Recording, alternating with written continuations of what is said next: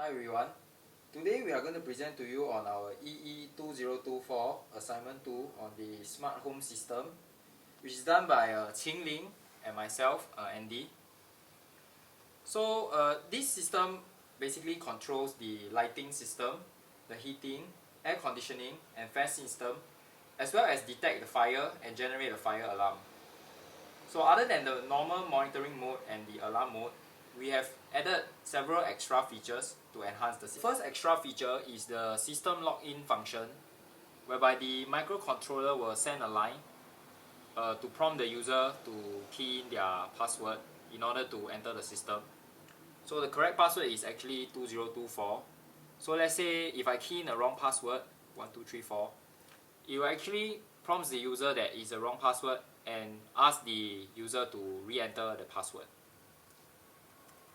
So upon keying the correct password, the system will actually start and it will enter the monitoring mode.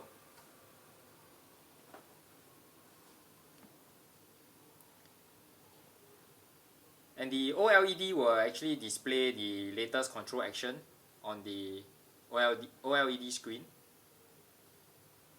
So this is actually the system login function that we have created. The second extra feature that we have implemented is the temperature and luminous level graph display. This feature is implemented using the SW4 switch in a polling mode, as it cannot function as an interrupt. So by pressing the SW4, the OLED screen will first show the temperature reading plotted against the time using our return function. So this function will actually plot a graph as the temperature changes by putting a pixel on the OLED display.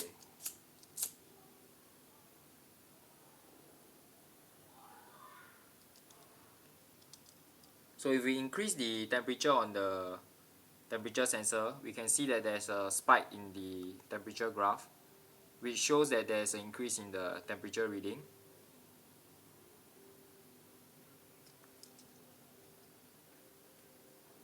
So by pressing the SW4 button again, it will go into the next screen, which display the luminous level plotted against time using our return function. So this function is actually similar to the previous function and allows the user to have a visual of the changes in the light reading.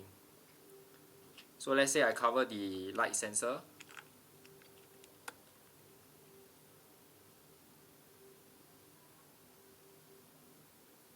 And we can see that there's a changes in the light reading.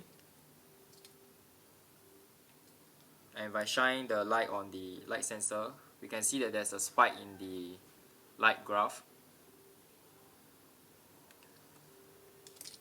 Then by pressing the SW4 button again, you will return to the main screen, which shows the latest control action in the monitoring mode. So this is actually our second extra feature. The third extra feature that we have implemented is actually the earthquake mode. This is an additional mode which is able to detect the presence of an earthquake through simulation. We have made use of the accelerometer, which measures the acceleration along its X, Y and Z axis. And we would configure to trigger this earthquake mode when there's a large acceleration detected along any of the axes, which suggests instability. So a function is actually written to take in the acceleration reading and perform the addition of the acceleration across the three axes. So if we do a large displacement of the board, it actually triggers the earthquake mode and it shows a warning line on the OLED screen display. And if there's a large displacement, we can actually see that the number will change to display the magnitude of the displacement. So on the Teraton terminal, we will also show the warning message, which shows the message of earthquake. So if we want to disable the earthquake mode, we will make use of the SW3 switch, which is an interrupt, to bring the system back to the monitoring mode. So this will bring the system back to the monitoring mode, and this is our third extra feature. Our fourth extra feature allows us to adjust the hot and cold parameter using the joystick.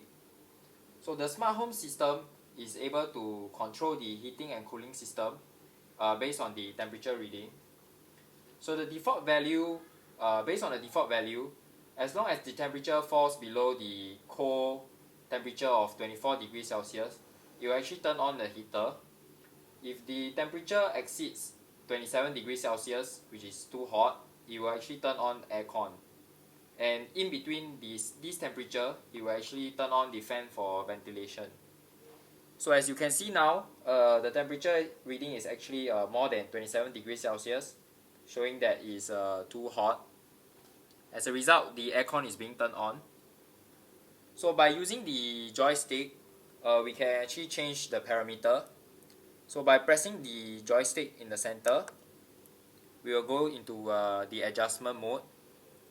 So by pulling the joystick up, we can actually increase the value of the hot parameter, and by pulling the joystick down, we can actually decrease the parameter.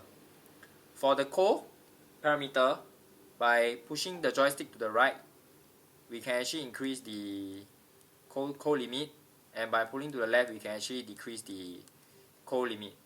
So extra care is actually taken to ensure that the cold limit does not exceed the hot limit, while the hot limit cannot go below the cold limit.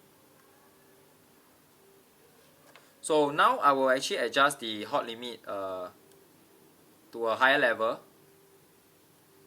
So by returning back to the monitoring mode, we can see that now based on the temperature reading, fan is actually being turned on because the temperature reading is actually below the hot limit that I've just changed to 34 degrees Celsius.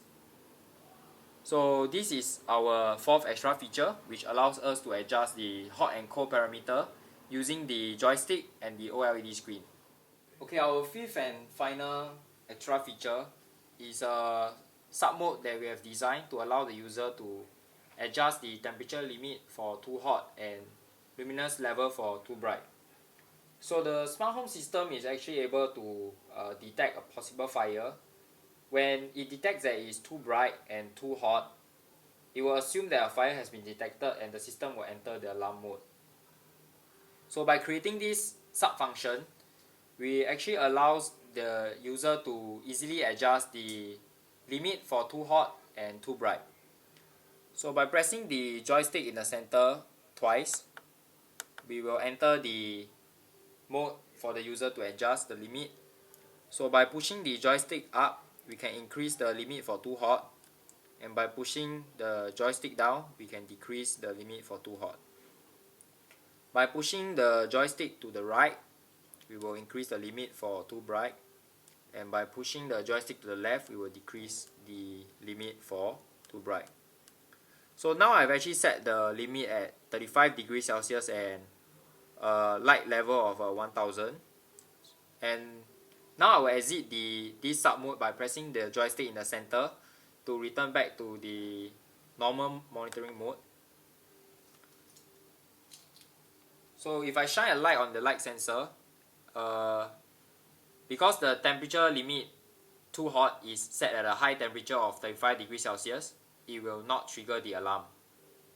So to show that our feature works, I will once again go into our sub mode and decrease the limit for too hot so that we can easily trigger the alarm. So let's say, so currently the ambient temperature is about 27 to 28 degrees Celsius. So I'll set it at a low level of 25. So by shining the light on the light sensor again, you can see that it will trigger the alarm mode because it satisfies the too hot condition and the too bright condition, and the alarm will transit from the slow alarm to the fast alarm. So if we go back into the adjustment mode, you can see that the value is still retained at 25 degrees Celsius for too hot limit and around 1000 for the too bright limit. So this actually concludes our extra features for our project. Thank you.